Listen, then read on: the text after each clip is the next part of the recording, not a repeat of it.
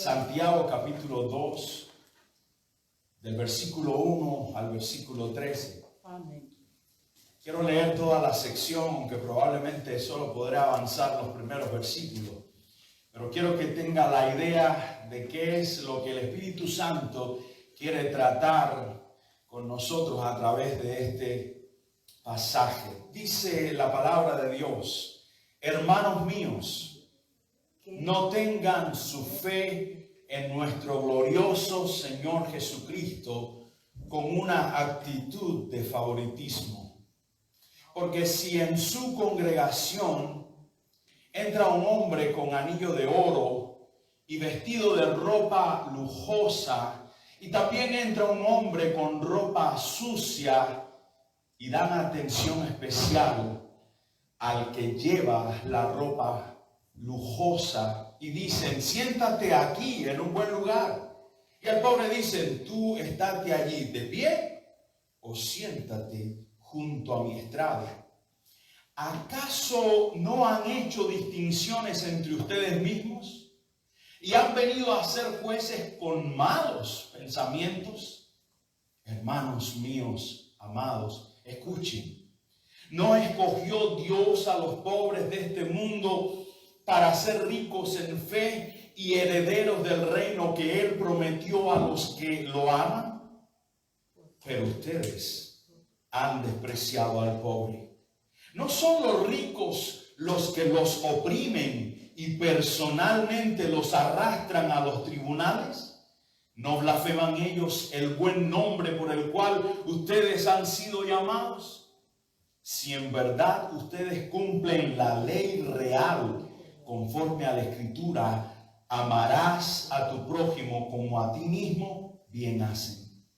Pero si muestran favoritismos, cometen pecado y son hallados culpables por la ley como transgresores.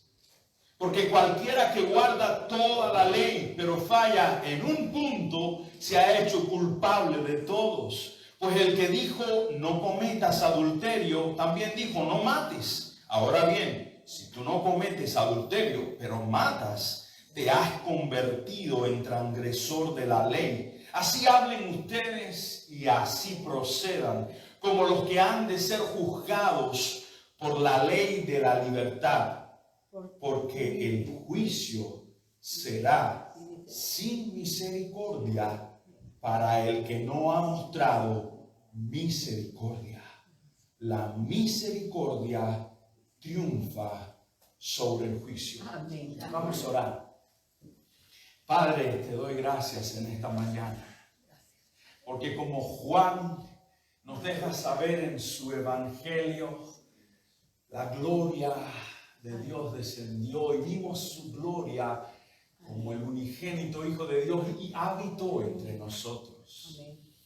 Y no solo tenemos el privilegio, la bendición de estar en tu presencia gloriosa, sino de que tu gloria habita en nosotros, aquellos que hemos creído por la fe únicamente en Cristo Jesús y hemos sido justificados por la fe. Y Señor, estamos tan agradecidos de que tú deseas hacernos como tú eres. Y tu Espíritu Santo viviendo en medio nuestro nos santifica a través de tu palabra. Ayúdanos en esta mañana a mirar con atención tu palabra, a no ser oidores olvidadizos, a aprenderla y prontamente ponerla en práctica. Señor, perdónanos en las maneras que te hayamos ofendido, que podamos examinar nuestra propia vida, no la de otros, sino nuestra propia vida a la luz de tu palabra en esta mañana. Y al ver si nos hemos desviado, hagamos, Señor, una transformación, un cambio, un giro en U y nos volvamos a ti en esta hora, porque anhelamos honrarte y que tú recibas toda la gloria, todo el honor y toda la honra. En el precioso nombre de Jesús te doy gracias. Amén. Amén y amén. Amén. Muchas gracias. Puede usted tomar su asiento. Y quiero que me permita en esta mañana estar predicando bajo el título: ¿amas amo yo. De forma imparcial. ¿Amas tú? ¿Amo yo? ¿Estamos amando? De forma imparcial o nos parcializamos a la hora de amar. Cuando nuestros hijos nos preguntan, papá, mamá, ¿cómo es Dios? ¿Cómo tratas de explicarle cómo es Dios o quién es Dios? Quiero sugerirte que una manera maravillosa, excelente, es que podamos explicarle a nuestros hijos las perfecciones de Dios, los atributos que muestran el carácter de quién es Él. Seguramente escuchará repetidamente que Dios es amor. La Escritura lo dice y eso es cierto 100%. Pero Él no solo es amor. Necesitamos enseñarle que Él es omnipotente, todo lo puede. Necesitamos enseñarle que Él es omnisciente, todo lo sabe. Necesitamos enseñarle que Él es omnipresente. Él puede estar en todos los lugares al mismo tiempo. Necesitamos enseñarle que Él es santo, aborrece el pecado. Necesitamos enseñarle que Él es justo. Necesitamos enseñarle que Él es ira también, no solo amor, ira. Pero también necesitamos enseñarle que Él es misericordioso, que Él es paciente, que Él es eterno, que Él es bondadoso. Y hay una perfección que me fascina de Dios, y es que Él es inmutable. ¿Qué significa eso? Que nunca cambia. Qué frustrante sería pensar que Dios no es inmutable, porque diríamos, ¿hasta dónde dura su amor? ¿Será solamente por el año 2020? ¿Qué nos ocurrirá en el 2021 si Dios no es inmutable? Si Dios determinara no seguir siendo amor. Pero es fascinante, hermano, y esto provoca una alabanza en mí, y espero que en ti también, al considerar que Él es inmutable, que Él no cambia nunca. Por eso el escritor de Hebreos nos dice que Él es el mismo ayer, hoy y por los siglos. Pero un atributo de que prácticamente nunca hablamos es de que Dios es imparcial.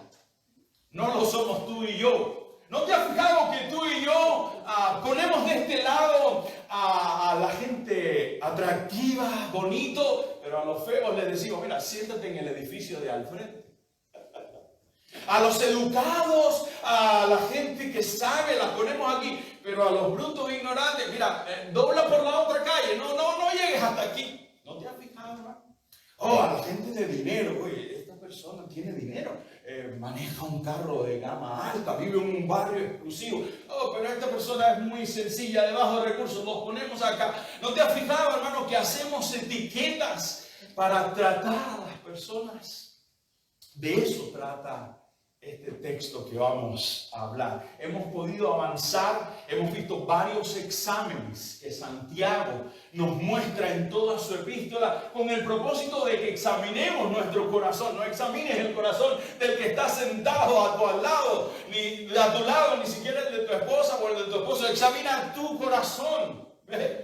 Y nos mostró primero, bueno, en medio de la prueba, cuando tu fe está bajo presión, ¿qué haces? Abandonas al Señor. Una fe verdadera, genuina, persevera en medio de la prueba.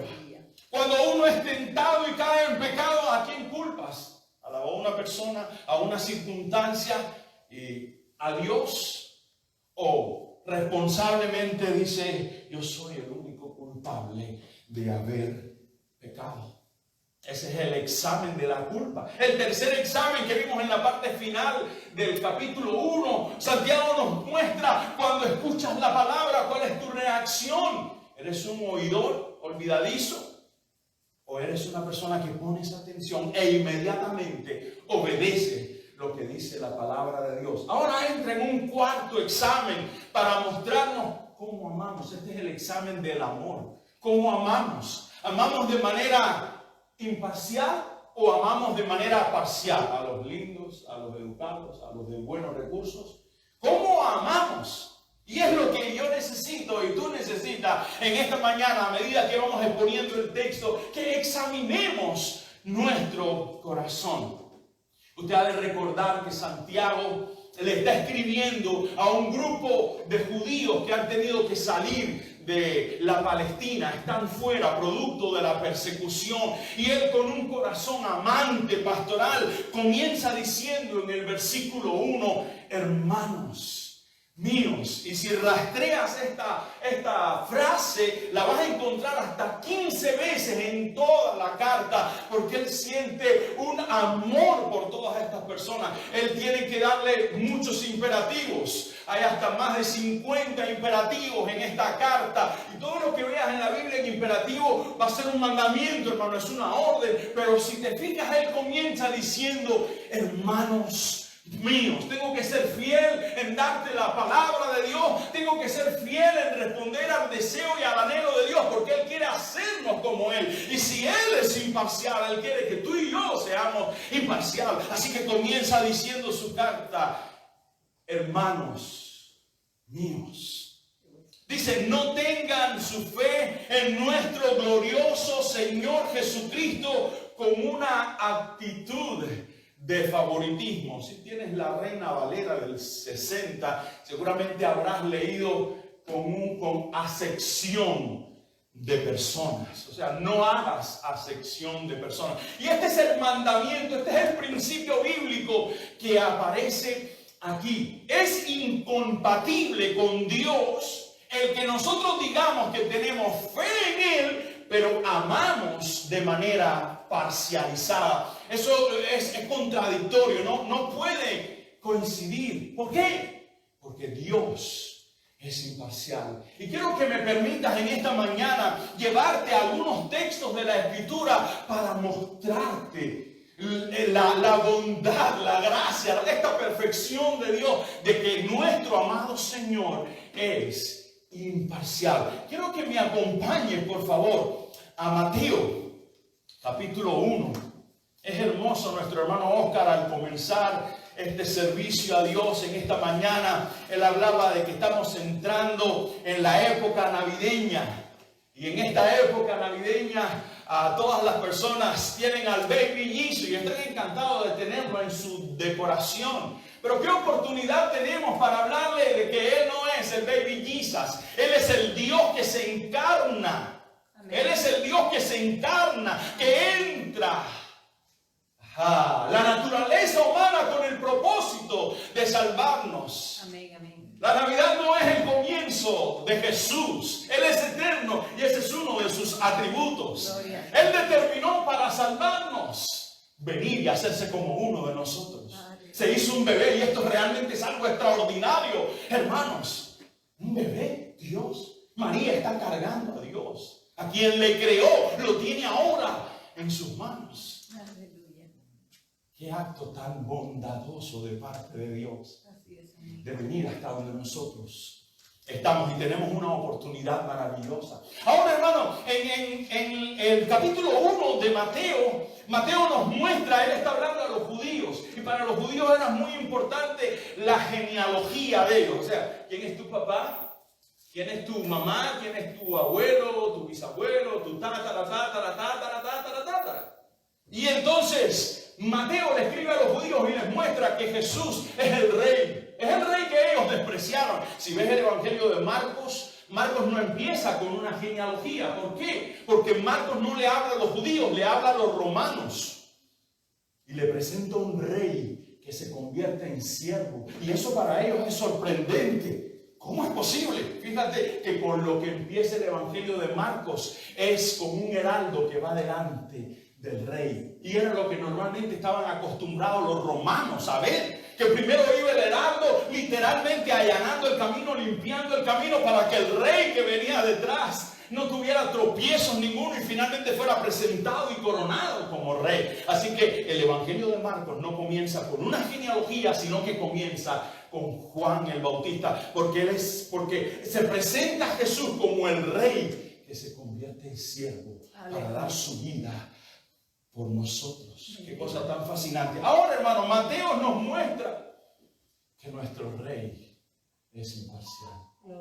Tiene en su genealogía a gente pobre, a gente de dudosa moralidad. ¿Cómo es posible que el Rey Santo tenga a estas personas en su genealogía. Si tú vienes conmigo, bueno, tiene gente santa como David, como Abraham. Pero si vienes hasta el versículo 3 del capítulo 1 de Mateo, dice, Judá fue padre de Fares y de Sara, cuya madre fue Tamar. ¿Quién fue Tamar? Tamar fue una joven que cometió pecado de incesto, se vistió como una prostituta para engañar a su suegro, quien le había hecho una promesa que no había cumplido, y tuvo relaciones con él, haciéndose pasar con una prostituta. Como una prostituta cometió pecado de incesto. ¿Qué hace aquí? Si sigues leyendo, hermano, y saltas del versículo 3 al versículo 5, dice, Salmón fue padre de Boz, cuya madre fue Rahab. ¿Quién era Rahab? Otra prostituta. Si sigues leyendo, dice, Boz fue padre de Obed, cuya madre fue Ruth. ¿Quién era Ruth? Pertenecía a un pueblo despreciado como el de los moabitas. ¿Qué hacen estas personas aquí? Dios ama de manera imparcial. ¿Sabe cómo se le conocía a Jesús? Como amigo de pecadores. ¿No te parece fascinante eso, hermano? Gloria sea a su nombre. Permítame mostrarte, hermano, algunas cosas más acerca de él. En Juan capítulo 1, versículo 46. Porque él no nace en la prominente ciudad de Jerusalén, que aún hoy en día es una ciudad digna de honores. El presidente de los Estados Unidos tuvo a bien, el señor Donald Trump tuvo a bien tomar la embajada de los Estados Unidos que estaba en Tel Aviv y pasarla a Jerusalén y ponerla ahí. Dios le va a bendecir por eso que hizo. ¿Ve? Por apoyar a esa nación. Dice la palabra de Dios que el que bendiga a esa nación será bendecida, y que ores por la paz de Jerusalén. Pero no nació ahí Jesús. ¿Sabe dónde nació Jesús? En una pequeña ciudad llamada Belén, la ciudad de David, donde nació David. Desde el punto de vista histórico, para los judíos tiene un gran valor, pero no tiene la prominencia que tiene de Jesús haber nacido en Jerusalén. Él nació en un lugar humilde, en un lugar pobre. Nuestros hijos han nacido en mejores lugares que donde nació Jesús. ¿Ves, hermanos, de qué manera? Porque a los ricos los amamos, pero amamos a los pobres. Amamos a la gente de bajos recursos. No tenemos problema con la gente que tiene altos recursos, pero tenemos la misma inclinación, el mismo deseo para amar a la gente de bajos recursos. Permíteme, hermano, mostrarte aquí en Juan 1:46. Jesús no se crió en Belén, se crió en una oscura aldea llamada Nazaret, al norte en Galilea. Mire, en los escritos del siglo I ni siquiera aparece mencionada Nazaret. Fíjese si era desconocida. Y mira lo que se pensaba de Nazaret. Juan 1:46. Mira lo que dice Natanael a Felipe. Mira la pregunta que le hace. Verso 46 del capítulo 1 de Juan dice, y Natanael le dijo, ¿puede algo bueno salir de Nazaret? Ven y ve, le dijo Felipe. ¿Puede algo bueno salir de Nazaret? ¡Qué mala reputación tenía la ciudad donde fue criado Jesús! ¿Ves su imparcialidad, hermano?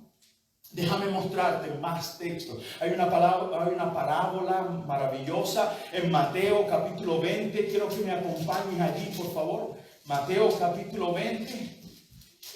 La parábola del hacendado, del hombre que tenía una finca y tenía viñedos y contrata a una serie de trabajadores. ¿Estás conmigo? Mateo capítulo 20, versículo 1. Miremosla rápidamente, por favor. Dice, porque el reino de los cielos es semejante a un hacendado que salió muy de mañana para contratar obreros para su viña. Y habiendo convenido con los obreros en un denario al día, los envió a su viña. Salió después como a la hora tercera, es decir, a las 9 de la mañana. El día empezaba se contaba para los judíos a las 6 de la mañana, así que la hora tercera era a las 9 de la mañana. Y vio parados en la plaza a otros que estaban sin trabajo. Era común, hermano, en el tiempo de la cosecha, que los hombres que querían trabajar se paraban ahí en el mercado, y las personas que tenían la finca con sus sembrados iban y les contrataban. Un denario era el salario de un día. Así que a las 9 de la mañana regresa, fue primero antes del amanecer, muy de mañana, y contrató a los primeros obreros por un denario al día. A las 9 de la mañana encontró que había otros hombres y estaban sin trabajo, y mira lo que dice el verso 4: y a estos les dijo: vayan ustedes a la viña y les daré lo que sea justo. Y ellos fueron. ¿No les sorprende que no negociaron el salario? No negociaron: ¿cuánto me vas a pagar? Lo que sea justo. Ven, ellos estaban tan necesitados de trabajo que corrieron a trabajar. Él hace lo mismo en otras horas. Dice: volvió a salir como a la hora sexta, es decir, a las 12 del día, y a la novena, es decir, a las 3 de la tarde, e hizo lo mismo. Y saliendo como a la hora undécima, es decir, a las 5 de la tarde, encontró a otros parados y les dijo: porque han estado aquí parados todo el día sin trabajar. Ellos le dijeron: porque nadie nos ha contratado. Él les dijo: vayan ustedes a la viña. Fíjense, hermano, en distintos horarios encuentra personas, y todas las personas tenían un anhelo, una necesidad, un deseo por trabajar. Y van, solamente se negoció el precio con los primeros, pero con los demás no se negocia cuánto se va a pagar. Verso 8: al atardecer el señor de la viña dijo a su mayordomo: llama a los obreros y págales su jornal, comenzando por los últimos. ¿Cómo? Por los últimos, y terminando con los primeros. Cuando llegaron los que habían sido contratados como a la hora undécima, es decir, a las 5 de la tarde, el horario laboral era desde las 6 de la mañana hasta las 6 de la tarde. Eso solo habían trabajado una hora. Cada uno recibió un denario.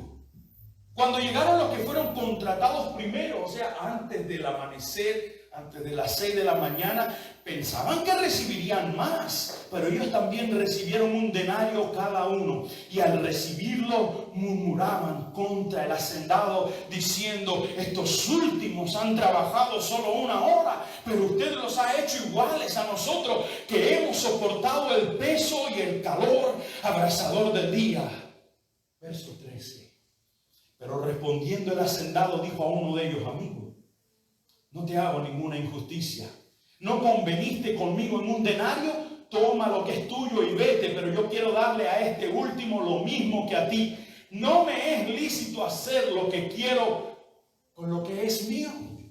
¿O es tu ojo malo porque yo soy bueno? Mire la conclusión de esta parábola en el verso 16. Así los últimos serán primeros, y los primeros últimos. ¿Cuál es el punto que enseña esta parábola? Hermanos, el punto de esta parábola es que la persona que Dios salve a última hora recibirá la misma bendición y gloria eterna que los que han pasado mucho tiempo fieles al Señor, muchos años sirviendo al Señor. Por ejemplo, el ladrón en la cruz, que en el último momento, antes de morir, él clamó y le dijo: Señor, acuérdate de mí cuando vengas en tu reino. Viendo que estaba tan cerca a la muerte, en agonía, clamó, y él reconoció que él era justo y él era un pecador, mandando a callar al otro ladrón que estaba en el otro lado de la cruz. Cállate, porque tú y yo estamos aquí porque nos los merecemos, pero él no ha hecho ningún mal. El Señor le dijo las dulces palabras. Aleluya. De cierto, Gloria. te digo que hoy estarás conmigo en el paraíso. ¿No te gustaría escuchar esas palabras, hermano? Qué dulzura. Y se acababa de convertir. Acababa de entregar su vida a Cristo. Acababa de ser justificado por la fe en ese momento. Y ese es el punto de esta parábola, hermanos, que tanto los que sean salvados en el último minuto como los que hace muchos años que el Señor salvó y han llevado años de fidelidad, obediencia y servicio al Señor, en la gloria recibirán la misma bendición. Amén. Es Dios quiere hacerlo así. Y esto nos muestra, hermano, el atributo que les vengo hablando de que Él es imparcial. Amén. Permíteme mostrarte, hermano, otros pasajes. Si vienes conmigo, por favor, a Marcos capítulo 12. Gloria a Dios. Ven conmigo a Marcos capítulo 12, hermano. Hacia el final, Marcos nos narra que Jesús estaba en el templo y venían las personas a ofrendar. Y déjame leerte, por favor. Marcos capítulo 12, a partir del versículo 41. Dice, Jesús se sentó frente al arca del tesoro y observaba cómo la multitud echaba dinero en el arca del tesoro. Y muchos ricos echaban grandes cantidades. Y llegó una viuda pobre y echó 2 pequeñas monedas de cobre, o sea, un cuadrante. Y llamando Jesús a sus discípulos les dijo, en verdad les digo que esta viuda pobre echó más que todos los contribuyentes al tesoro, porque todos ellos echaron de lo que les sobra, pero ella, de su pobreza, echó todo lo que poseía, todo lo que tenía para vivir. ¡Wow! ¿No te sorprende, hermano? Si el denario era el salario de un jornalero, una blanca, si tienen una traducción Reina Valera del 60, seguro que leíste esa expresión, una blanca o una moneda de cobre equivalía, si tú divides 64 veces un denario, pues una blanca es 1 sobre 64, eso es lo que representa. Si lo quieres entender un poco más comparado con el dinero que manejamos en los Estados Unidos, una blanca, hermano, viene siendo 1/8 de un centavo de dólar. ¿Te imaginas? Nada. Pero eso era lo que ella tenía. 2 monedas de blanca, 2 monedas de cobre que equivalían a un cuadrante. La unidad más mínima. Y el Señor alaba a esta viuda pobre en lugar de a los ricos que echaron tanto. ¿Qué vio el Señor? La actitud del corazón. Ellos dieron de lo que les sobraba. ¿Sabe cuánto dio ella? El 100% de lo que tenía. Lo dio todo. Ella dio sacrificialmente. Ella dio con todo su corazón. Y el Señor dijo, ella ha dado más que todos los demás. ¿Logras ver su imparcialidad? Económicamente esto no tiene sentido, hermano. Desde el punto de vista matemático esto no tiene sentido. Los ricos dieron más. Económicamente los ricos aumentaron los fondos. Ella no hizo nada. No tiene ningún impacto económico. Pero Dios miró la actitud, su corazón, con que ella dio. ¿Ves la imparcialidad? Para los humanos hubieran despreciado esta viuda pobre. ¿Por qué no la sacan de aquí? ¿Para qué queremos que ofrende dos blancas? Sácala de aquí. Pero el Señor dijo, ella dio más que todo. Y ha quedado registrada su historia en la palabra del Señor. Por eso es que Santiago dice, hermanos míos, no tengas con una actitud de favoritismo, con acepción de personas, tu fe en nuestro glorioso Señor Jesucristo, porque Él es imparcial. Él ama de manera imparcial. ¿Lo amamos así tú y yo? Permítame mostrarte, hermano, otra parábola. Es una de las parábolas más gloriosas. No quiero absolutizar y decir que es la más maravillosa que Jesús contó y quedó registrada en los evangelios, en Lucas capítulo 15, a partir del verso 11, que también nos muestra la imparcialidad de Dios. Ama al Señor solo a los ricos y no a los pobres. Ama a los preparados y no ama a los que no están preparados. Ama a los que tienen una apariencia atractiva y a los que no tienen una apariencia atractiva no los ama. No, hermano, vemos la imparcialidad de Dios. Y mira este texto maravilloso, hermano. Seguramente en su Biblia dirá la parábola del hijo pródigo. Realmente deberían quitar este título porque es un título erróneo de esta parábola. El título, hermano, no es parte del contenido de la Biblia. Esto lo pone las editoriales de Biblia para que usted tenga una guía. Y la razón por la que se lo digo es porque en realidad la parábola no trata de un hijo, en realidad trata de dos hijos.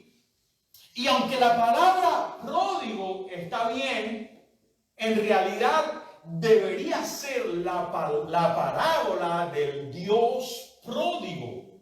¿Qué significa la palabra pródigo? La palabra pródigo tiene dos acepciones o dos significados. Un significado es una persona que derrocha todo su dinero, ¿ves? Sin pensar en que hay un siguiente mes.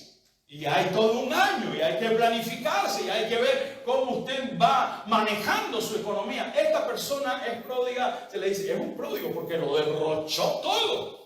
Imagínese una persona que tiene $1 millón y en un año lo derrocha todo. Al finalizar el 31 de diciembre se ha quedado sin nada. Esa es una persona pródiga en el primer sentido de la palabra. En el segundo sentido es una persona generosa. Imagínense a alguien que tiene $1 millón y lo regala a personas que lo necesitan.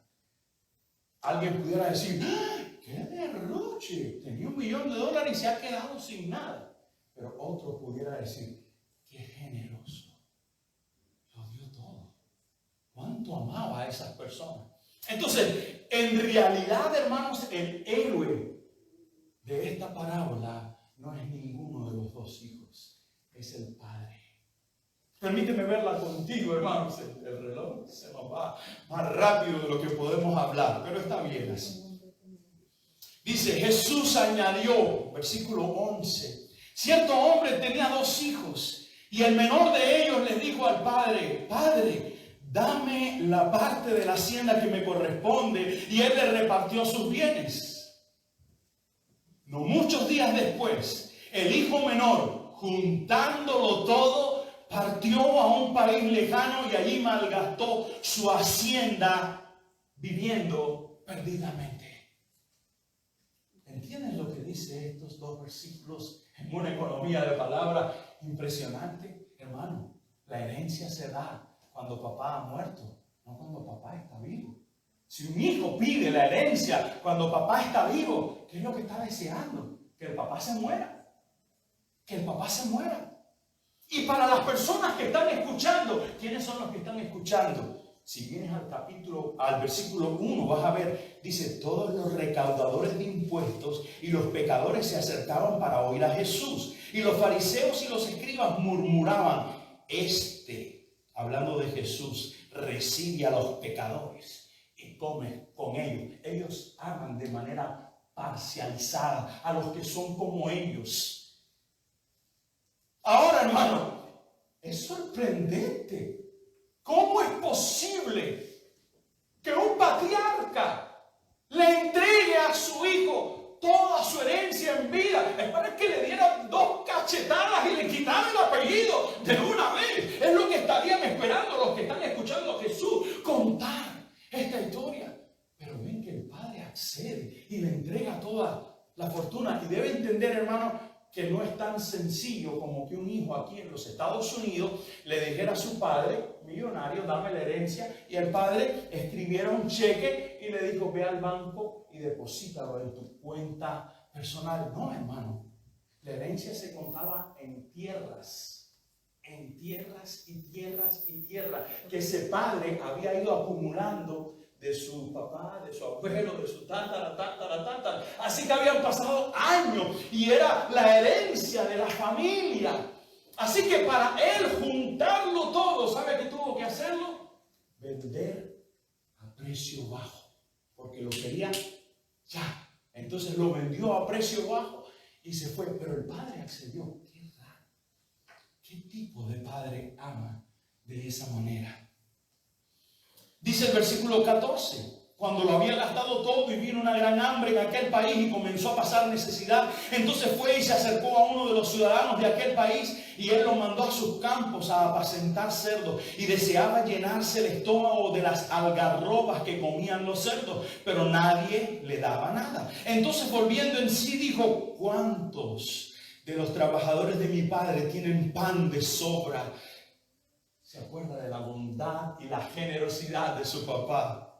¿Cuántos de los trabajadores de mi padre tienen pan de sobra? Pero yo aquí perezco de hambre. Me levantaré e iré a mi padre y le diré: Padre, he pecado contra el cielo y ante ti, y ya no soy digno de ser llamado hijo tuyo. Hazme como uno de tus trabajadores.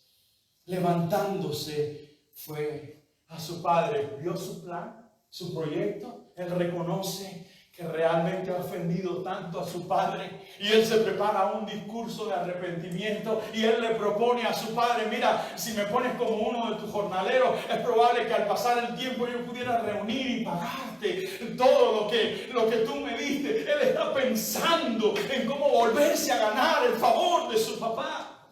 Pero es sorprendente lo que ocurre. Dice en el versículo 20: cuando todavía estaba lejos, su padre lo vio y sintió compasión por él.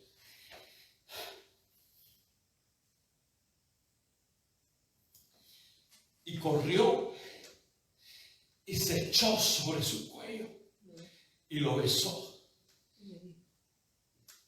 Y el hijo le dijo: Padre, he pecado contra el cielo y ante ti. Ya no soy digno de ser llamado hijo tuyo. Pero el padre, ni lo deja terminar, dijo a sus siervos: pronto, traigan la mejor ropa y vístanlo, pónganle un anillo en su mano y sandalias en los pies, traigan el becerro engordado, mátenlo y comamos y regocijémonos, porque este hijo mío estaba muerto y ha vuelto a la vida, estaba perdido y ha sido hallado. Y comenzaron a regocijarse. ¿Qué padre puede amar de esa manera? La reacción natural de un padre era realmente abominar a este hijo. Quédate a la entrada de la ciudad y yo iré de aquí a una semana, a un mes, y veré a ver si te puedo perdonar. Pero este padre estaba, ¿cómo lo vio cuando venía de lejos? Es que estaba mirando todos los días, y corrió. Hermanos, era algo vergonzoso. Acuérdense que nosotros los hombres usamos pantalones, pero en aquel tiempo ellos usaban lo que sería como un vestido, o sea, una túnica. O sea, que para un hombre mayor tenía que levantarse la túnica y ir corriendo. Eso era mostrar el tobillo, era algo vergonzoso en aquella cultura. Y él hace todo eso, hace el ridículo para los que están escuchando la historia. Hace el ridículo, pero ¿qué tipo de padre es esto? Para mostrar que él es imparcial en su amor. ¿No te parece fascinante, hermano? Mira lo que dice el versículo 25. Por eso les decía que esta parábola no trata de un hijo, trata de dos hijos. Dice: su hijo mayor, verso 25 del capítulo 15 de Lucas, su hijo mayor estaba en el campo, y cuando vino y se acercó a la casa, oyó música y danzas. Llamando a uno de los criados, le preguntó: ¿qué era todo aquello? Y él le dijo: tu hermano ha venido y tu padre ha matado el becerro engordado, porque lo ha recibido sano y salvo. Entonces, mira la reacción del hijo mayor. Él se enojó y no quería entrar. Salió su padre y le rogaba que entrara. Su padre se está regocijando y le está pidiendo: ven y regocíjate conmigo.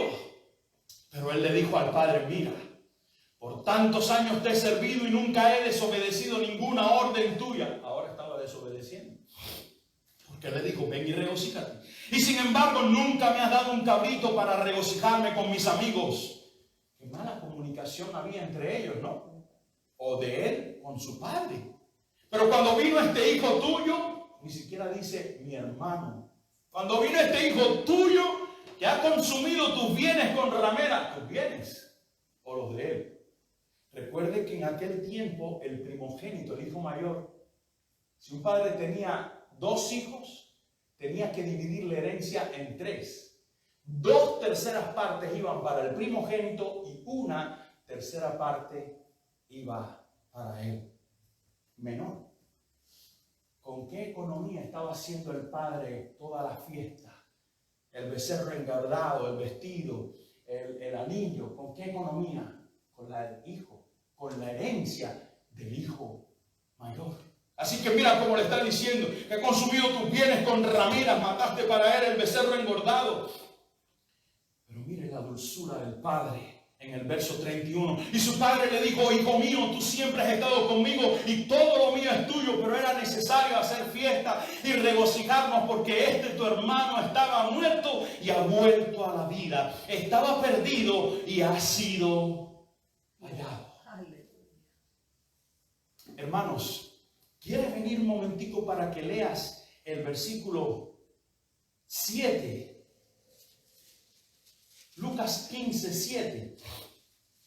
Esta es la parábola de la oveja perdida. Cuando el pastor encuentra a la oveja, mira lo que hace. Les digo que de la misma manera habrá más gozo en el cielo por un pecador que se arrepiente que por 99 justos que no necesitan arrepentimiento. Mire el versículo 10 ahora, por favor. Esta es una segunda parábola, que es la parábola de la moneda perdida. Una mujer barre la casa, encuentra la moneda y luego reúne a sus amigas. Mira, de la misma manera le digo que hay gozo en la presencia de los ángeles de Dios por un pecador que se arrepiente. ¿Estás viendo cuál es el punto de todo el capítulo, hermano? 3 parábolas donde se está insistiendo que hay gozo en el cielo cuando hay un pecador que se arrepiente. Ese es el punto. ¿Quiénes eran los que estaban escuchando la parábola? Les leí en el verso 1 y 2. Los publicanos, personas repugnantes, porque esas eran personas vendidas al imperio romano, que ellos se le llaman publicanos porque ellos manejaban recursos públicos. Ellos cobraban impuestos para el imperio romano, pero ¿sabe lo que hacían? En realidad extorsionaban a sus propios ciudadanos. Si ellos tenían que cobrar algunos pocos impuestos para el imperio romano, el resto se reembolsillaban ellos y te cobraban por entrar a una ciudad, por salir de una ciudad, por usar un puente, por entrar a un mercado, por salir del mercado, por comprar un producto, por vender un producto. La gente los odiaba profundamente a estos publicanos y por eso los fariseos, que se consideraban fariseos, la palabra fariseo significa apartado, separado. Ellos se consideraban diferentes, santos, se sentían que tenían una justicia propia y que delante de Dios ellos eran muy superiores. Decían de Jesús, este que anda con pecadores. Ahora, hermanos, lo sorprendente es que el hijo menor representa a los publicanos. El hijo menor es el irrespetuoso. El hijo menor, él es el irreligioso. El hijo menor es el depravado con la mayor depravación que usted pueda pensar. El hijo mayor representa a los fariseos. Él es el religioso, él es el moral. ¿Y cómo termina la historia? Los expertos en griego nos dicen algo realmente sorprendente. Dice que en el griego está escrito de esta manera. Dice que lo que tiene que ver con la historia del hijo menor son 8 versos en griego. Y lo que tiene que ver con la historia del hijo mayor son 7 versos en el griego. Parecería que falta un verso en griego. Y cuando lees la historia te das cuenta que la historia queda inconclusa. ¿Qué pasó con el hijo mayor? ¿Vino a la fiesta o no vino? ¿Se regocijó o no se regocijó? Uno de los comentaristas que leí realmente, él propone un final impresionante que tiene para mí mucho sentido. Dice, ¿quiénes fueron los que fueron y mataron a Jesús? ¿No fueron los fariseos, los escribas, aquellos llenos de odio? Finalmente terminan matando al Señor por su odio. Y realmente así pasó. Ahora, el punto que en esta mañana yo quiero mostrarles es como la oferta de salvación, hermanos, de nuestro amado Señor, que ama de manera imparcial, es tanto para el depravado pecador como para el religioso moralista que cree que él es salvo porque es bueno y no lo es. Porque uno no se salva por su justicia propia, uno no se salva por su moralidad, uno se salva únicamente por creer en Cristo Jesús, amén, que en la cruz pagó el precio de nuestro pecado, la justicia, amén, de Dios. ¿Ve? Y imparcialmente Dios llama al pecador para que se salve. Por eso es que Santiago nos dice, hermanos míos, no tengan su fe en nuestro glorioso Señor Jesucristo con una actitud de favoritismo. No hagan acepción de personas. Y lo voy a dejar ahí porque el tiempo se me ha agotado. Pensaba poner el ejemplo que nos pone Santiago en los versículos 2 al 4, pero el tiempo se me ha ido. Ahora, hermano, examinemos nuestro corazón en esta mañana.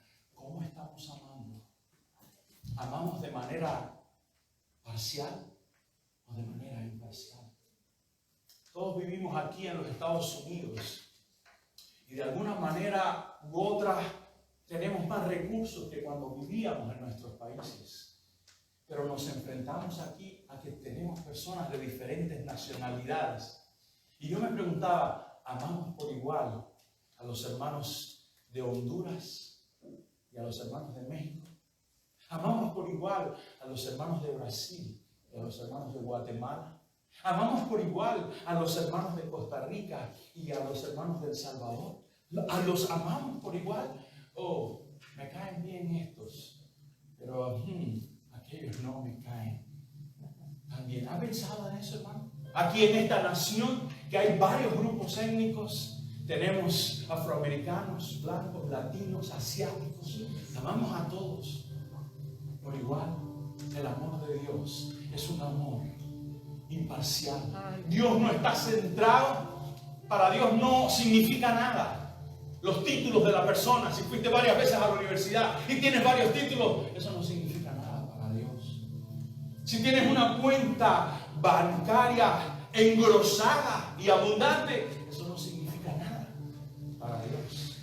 Si eres atractivo físicamente, tampoco eso significa nada para Dios. Para Dios significa quién tú eres en Él. Para Dios significa tu alma.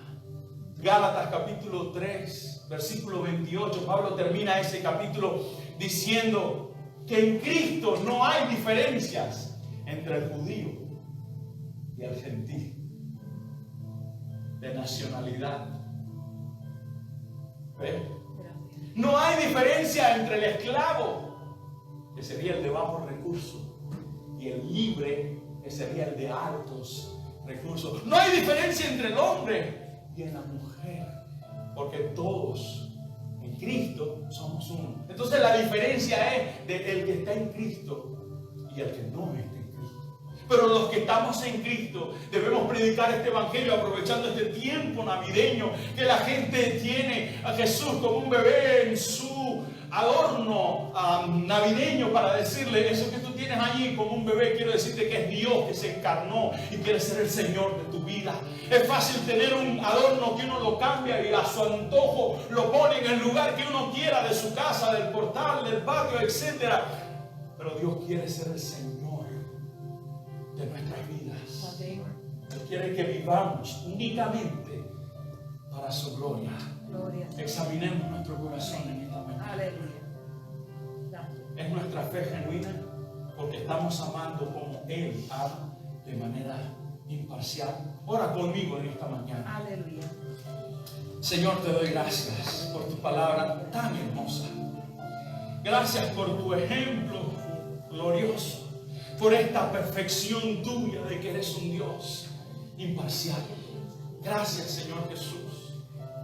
Gracias por tu salvación gratuita para nosotros, pero que costó la vida de tu precioso Hijo, que la dio en la cruz para pagar mi deuda con tu justicia. Gracias, Señor Jesús. Gracias, Señor Jesús, por salvarnos por gracia. Gracias por venir a morar a nosotros para hacernos como tú. Transforma mi corazón. Y, Señor, te ruego, perdóname. Perdóname, Señor, las veces que no he amado de manera imparcial. Perdóname las veces que en mi mente y en mi corazón no han estado las palabras de Pablo cuando le dice a la iglesia de Filipos: considera a tu hermano como superior, como más importante que a ti mismo. Perdóname, Señor Jesús, cuando he amado a otros de manera parcializada, Perdóname, Señor, por ofender tu nombre, por pecar contra ti. Y ayúdame, transforma mi corazón para cada día parecerme más a ti. Santifícame en tu verdad, que podamos vivir para tu gloria. Y ayúdanos a aprovechar este tiempo navideño para predicar este evangelio precioso de un Señor que ama de manera imparcial. En el nombre de Jesús. Amén. Dios les bendiga, hermano. Muchas gracias. Amén.